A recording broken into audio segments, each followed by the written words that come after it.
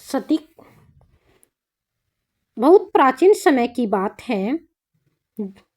जब हम नवरात्रि के दूसरे दिन पूजे जाने वाली माँ ब्रह्मचारिणी की बात करते हैं तो वास्तव में हम उस शक्ति की बात कर रहे होते हैं जो दो अलग अलग जन्मों में प्रकट होकर तप, त्याग और अटूट प्रेम की सबसे महान मिसाल बनाती है। यह कथा केवल एक देवी की नहीं बल्कि उस संकल्प की है जो किसी भी असंभव को संभव बना सकते हैं। बहुत प्राचीन समय की बात है जब ब्रह्मांड की सृष्टि के क्रम ने राजा दक्ष के घर एक दिव्य कन्या ने जन्म लिया जिसका नाम था माता सती। सती बचपन से अत्यंत तेजस्वी, शांत और आध्यात्मिक प्रवृत्ति की थी। जैसे जैसे वे बड़ी हुई उनके मन में एक ही भाव बार बार उठने लगा, भगवान शिव के प्रति अटूट प्रेम और समर्पण। शक्ति का मन सांसारिक सुखों में कभी नहीं लगा। उनके भीतर एक अद्भुत आकर्षण था जो उन्हें शिव की ओर खींचता। उन्होंने यह निश्चय कर लिया कि वे केवल शिव को ही अपने पति के रूप में स्वीकार करेंगी। लेकिन यह मार्ग आसान नहीं था। शिव विरक्त योगी और संसार से अलग रहने वाले देव थे। उन्हें पाने के लिए केवल प्रेम ही नहीं बल्कि कठोर तपस्या की भी आवश्यकता थी। यहीं से सती का तपस्विनी रूप शुरू होता है। उन्होंने राजमहल की सुख सुविधाओं को त्याग दिया और जंगलों में जाकर कठोर तपस्या करना प्रारंभ कर दिया।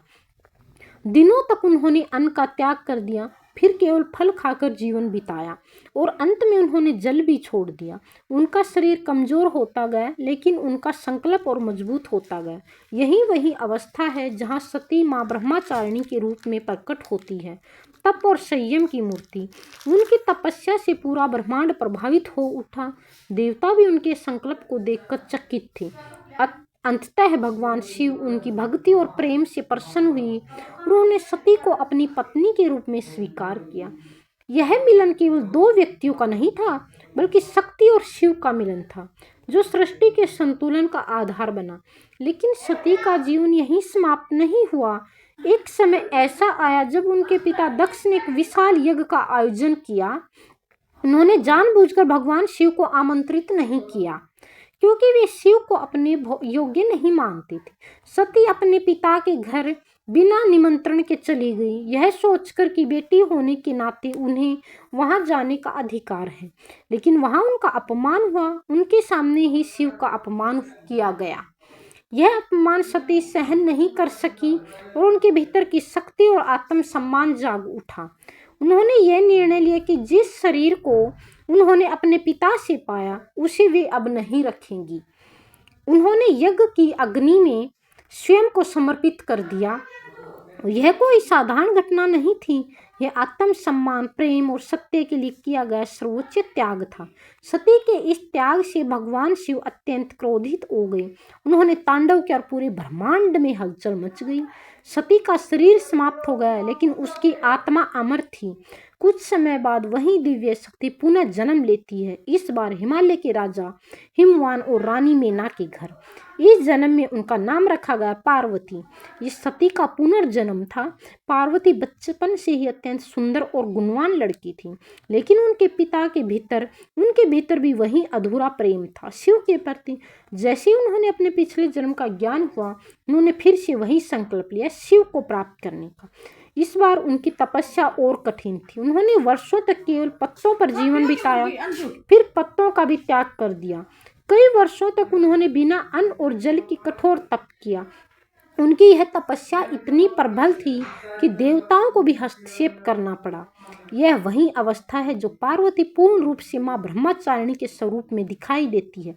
पूर्ण संयम, धैर्य और अडिग संकल्प। भगवान शिव ने उनकी प्रतीक्षा लेने के लिए एक साधु का रूप धारण किया। पार्वती के सामने शिव की निंदा करने लगी, लेकिन पार्वती का विश्वास अटूट था। उन्होंने स्पष्ट कहा कि वे शिव को ही अपना पति मानती हैं, चाहे कोई कुछ भी कहे।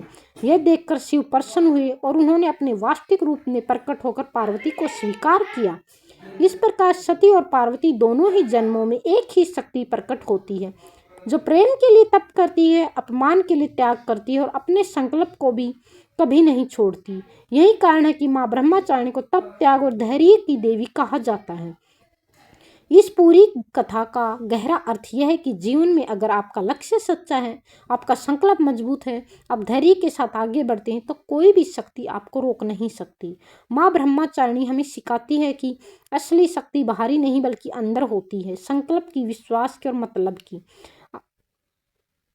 अगर आपको यह वीडियो अच्छी लगी हो तो वीडियो असली तपस्या केवल जंगलों में बैठकर नहीं बल्कि अपने जीवन में सही निर्णय लेना, अपने आत्मसम्मान की रक्षा करना और अपने संकल्प पर अडिग रहकर जीवन में सही निर्णय लेना, लक्ष्य के लिए डटे रहना ही सबसे बड़ी तपस्या है। यही माँ ब्रह्मचारिणी